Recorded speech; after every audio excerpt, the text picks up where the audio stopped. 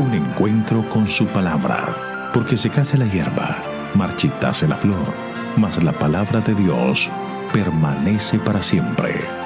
Con ustedes, el doctor José Ricardo Arias Quintero.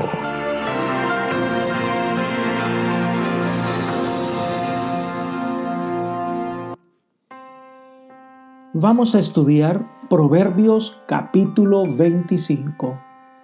Para ello te invito a que elevemos una oración a nuestro Dios. Querido Señor, te damos gracias porque nos das la vida y nos permites disfrutar de tu compañía y de tus bendiciones. Solicitamos en este momento que nos des sabiduría por medio de tu Santo Espíritu para estudiar tu palabra y poderla comprender. Gracias por escucharnos y concedernos tu bendición. Lo pedimos en Jesús. Amén. En el transitar de la vida que Dios nos permite, las decisiones diarias forman parte de todo lo que hacemos, somos y decimos. Todo se trata de decisiones y elecciones, y debemos entender que estas elecciones determinan el rumbo de nuestra vida. Uno puede elegir tomar el camino de la venganza, de la ira, de estar con malas compañías, de tratar de hacer lo que otros malos consejeros nos indican, pero ello determinará cómo será nuestra vida y la cosecha que tendremos de la misma. Pero hay personas que eligen ser más productivos, eligen dejar el odio, dejar la venganza a Dios y eligen ser positivos, eligen la paz de Dios en el corazón. Su vida es totalmente diferente y los resultados serán una vida llena de paz y una esperanza que da motivos para crecer. ¿Qué tipo de camino has decidido para ti? Te recomiendo que elijas el camino de la vida, el camino que el Señor ha trazado con su propia sangre, el camino de la salvación, el camino de la paz, el camino del perdón, y tu vida será diferente. El capítulo 25 es la serie de proverbios de Salomón que fueron recopilados posteriormente y contienen diversos consejos para la vida. Versículo 1. También estos son proverbios de Salomón, los cuales copiaron los varones de Ezequías, rey de Judá. Muchos de estos proverbios vienen de la tradición oral, de personas a quienes Salomón les enseñó verdades. Este capítulo no tiene un tema definido, sino que cada proverbio contiene una verdad interesante que debemos poner atención. El capítulo comienza exponiendo la realidad de la verdad de Dios es mucho más grande, más que la capacidad humana de entender. Versículo 2. Gloria de Dios es encubrir un asunto, pero honra del rey es investigarlo. Dios nos ha revelado parte de lo que Él es y de sus enseñanzas, pero indiscutiblemente lo que tiene que ver con Dios y muchas de sus verdades son un misterio para la mente humana. Los misterios de la Biblia, que están más allá de nuestra comprensión, demuestran que ella es la palabra de Dios. Y un hombre sabio trata de entender lo que Dios le ha revelado para poder vivir en justicia y caminar seguro. Un gobernante debe beber de la fuente de la sabiduría para poder impartir justicia y vivir en equidad. El versículo 3 nos revela una gran verdad. El corazón humano es difícil de entender. Dice, para la altura de los cielos, para la profundidad de la tierra y para el corazón de los reyes, no hay investigación. Solo Dios puede conocer lo que hay en lo profundo de nuestro ser. Un aspecto importante es que el conocimiento del hombre es limitado. Ni las estrellas del cielo ni la profundidad de la tierra son del todo conocidas o estudiadas por el hombre. De la misma manera, el corazón de los reyes es enigma para el prójimo. La obra de purificar el metal es comparada con la obra que el rey tiene que hacer para limpiar su gabinete de personas o de consejos malos.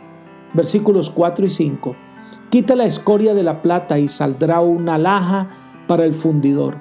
Aparta el malvado de la presencia del rey y su trono se afirmará en justicia. De esta manera su gobierno será mucho más justo. El rey tiene el deber de no permitir que los impíos tengan parte en su gobierno. Uno de los consejos que el mismo Jesús nos ha dado es que no tratemos de exaltarnos a nosotros mismos, versículos 6 y 7. No te alabes delante del rey ni te pongas en lugar de los grandes, porque mejor es que te diga, sube acá, y no que seas humillado delante del príncipe a quien tus ojos han visto. Cuando lleguemos a un lugar de reunión o una fiesta, no tratemos de ubicarnos en los puestos reservados para los invitados especiales. No tratemos de darnos importancia, no sea que estos puestos hayan sido reservados para otros y te sientas humillado cuando tengas que pararte y tengas que darle la silla a otra persona. No te exaltes a ti mismo. No vaya que pueda llegar a ser humillado. Ve con prudencia. Otro consejo importante es lo relacionado a entrar en pleito con un amigo por algo que nosotros sabemos. Versículos 8 al 10. No entres apresuradamente en pleito, no sea que no sepas qué hacer luego, cuando tu prójimo te haya avergonzado. Trata tu causa con tu compañero y no descubras el secreto a otro, no seas que te deshonre el que lo oiga y tu infamia no puede repararse.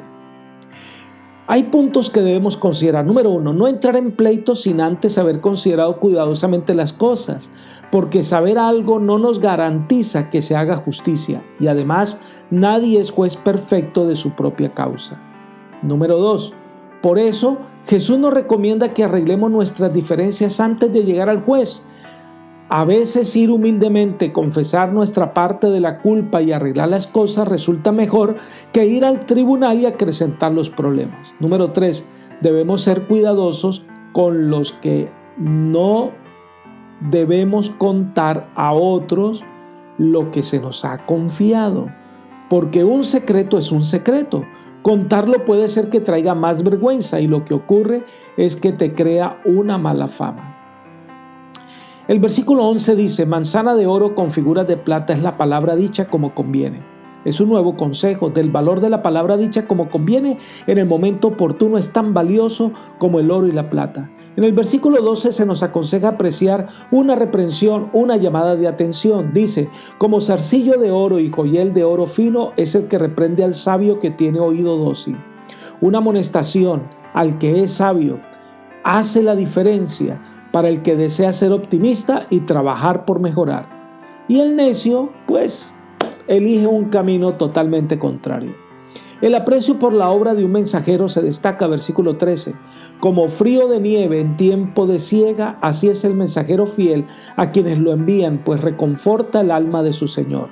Se lo compara como un agua fresca en un día soleado. En esta época de mensajería instantánea, muy poco se aprecia el valor de un mensaje que tomaba meses para cumplir con su cometido. Un mensajero de paz trae vitalidad. Leamos el versículo 25. Con qué gusto se recibe el agua fresca cuando se tiene sed. Así se reciben las buenas noticias que vienen de las tierras lejanas. Todos nosotros somos mensajeros de salvación. Nuestra obra es llevar esperanza al mundo. Aparentar lo que no somos, hacer promesas y no cumplirlo, nos hace fama de falsos. Versículo 14. Personas que prometen dar, que se muestran muy liberales, pero que no cumplen sus promesas. Una falsa liberalidad hace que se pierda fe en los demás. Esto hace que incluso el carácter pueda afectarse y aún disminuir la fe en Dios. Un proverbio que contiene una gran enseñanza lo encontramos en el versículo 15. Vamos a leerlo en la traducción del lenguaje actual. La paciencia vence toda resistencia, la cortesía vence toda oposición. Generalmente en un tribunal los abogados tratan que su adversario se enoje para que por la ira actúe de tal manera que se desvirtúe su testimonio. Pero la paciencia, la perseverancia, vence cualquier tipo de resistencia. Pero más allá, ante la más fiera oposición, no va a prosperar ante la cortesía, palabras conciliatorias, tonos suaves. Ganamos más por este camino que por el otro. ¿Cuál eliges? Los versículos 16, 17 y 27 hacen comparaciones interesantes con la miel. Versículos 16 y 17. Si encuentras miel, no comas demasiada. La mucha miel empalaga. Con los amigos guarda tu distancia. Visitarlos demasiado ya es molestia. Comer mucha miel empalaga. Aún las cosas buenas consumidas en demasía pueden ser dañinas. Cuando hay cualidades buenas y se usan mal, pueden hacer mucho daño. Un buen amigo es un tesoro, pero cuando lo cansamos todos los días, a toda hora, se quiere visitar a ese amigo, pues lo demasiado empalaga y nos hastía. Por eso debemos aprender a guardar la distancia prudente. Entre más amigos, más respeto. Versículo 27. Tan malo es comer mucha miel como recibir muchos halagos. La segunda comparación es la persona que busca los halagos, buscar congraciarse con todos. Todas las cosas en exceso son dañinas, incluso las buenas.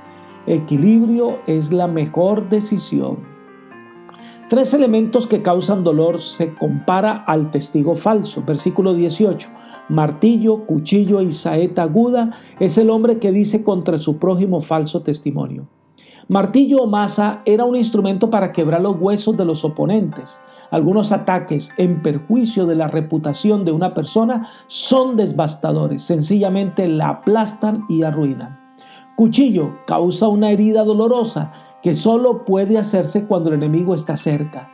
Es de aquel que está cerca de nosotros y nos causa una herida profunda. Sus palabras agudas infligen ese tipo de heridas. El tercer elemento son las saetas. Es un arma preferida por el calumniador, ya que ella se dispara a la distancia, perfora el corazón, mina la voluntad de luchar contra la enemistad disfrazada del arquero, que muchas veces se pasa por amigo. Esta es una violación del 6º y 9º mandamiento de la ley de Dios, expuesta en Éxodo capítulo 20. Confiar en este tipo de personas es como tener un diente roto o una piedra tronchada. Es algo en lo que no podemos apoyarnos. Versículo 19. Y en el versículo 20 nos dice que las elecciones son claras. No se anda desnudo en el frío, no se cura con vinagre las heridas o se mezcla con el jabón, porque no sirve de alivio, antes lo echa a perder. De la misma manera, como cantas canciones alegres al afligido, si primero no lo atiendes, no le ayudas. La cumbre de este capítulo son los versículos 21 y 22. Si el que te aborrece tiene hambre, dale de comer pan. Y si tiene sed, dale beber agua. Pues haciendo esto, harás que le arda la cara de vergüenza y Jehová te recompensará. Estas palabras fueron usadas por Jesús y por el apóstol Pablo. Y se nos enseña a amar a nuestros enemigos. Se nos invita a servir a nuestros enemigos. Se nos invita a hacer todo lo contrario de lo que normalmente el ser humano haría. No tomemos venganza. No debemos alegrarnos con el mal que pueda pasarle a nuestro enemigo. No démosle la espalda en medio de una necesidad apremiante. Por el contrario, presta un servicio adecuado, porque la bondad vence más que el odio. Esto puede hacer que su enemigo siente vergüenza de su mala voluntad y cambie, y hasta pueden llegar a ser buenos amigos. Tú eliges qué tipo de persona quieres llegar a ser. El significado del versículo 23, leamos. El viento del norte hace llover y las malas lenguas hacen enojar. El uso de la lengua o el don del habla para traer paz puede ser mejor, pero también cuando usamos la lengua mal puede encender un gran pleito. Lo cierto es que las buenas cosas que hagamos por los demás puede ahuyentar la ira y las malas acciones. En el versículo 24 nos dice que muchas veces es mejor vivir aislados que al lado de una persona que está constantemente buscando pleitos. Es una breve mención también de la vida del hogar. Las palabras hirientes, las peleas frecuentes, las acciones descorteses acrecientan los problemas de familia. ¿Qué tal si elegimos lo contrario? Ante una palabra descortés, amabilidad.